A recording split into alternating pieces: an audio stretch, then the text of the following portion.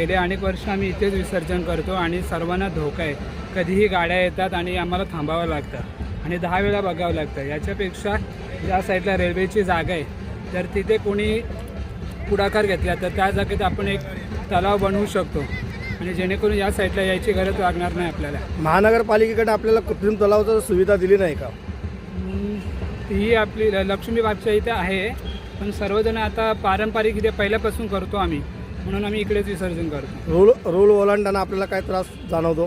त्रास म्हणजे सतत बघावं लागतं ट्रेन येते की नाही आणि एक प्रकारचा धोकाच आहे ते काही पण होऊ शकतो. हां, आज आम्ही आमच्या गणपती विसर्जनासाठी इथं आलो होतो. इथं जवळ विसर्जन स्पॉट असल्यामुळे आम्ही जवळच राहतो, त्यामुळे आम्हाला सोयीस्कर आहे.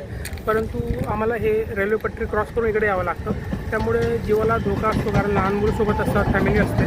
पण पोलीस बांधवांनी आणि त्यांनी आम्हाला खूप प्रॉपर इथं सोय केलेली, आम्हाला मदत केलेली पट्टी क्रॉस करण्यासाठी, त्यामुळे त्यांचं मनस्वी आभार.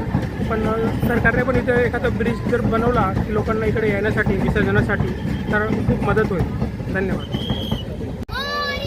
मंगल मूर्ती गणपती बाप्पा पुढच्या वर्षी गणपती बाप्पा पुढच्या वर्षी.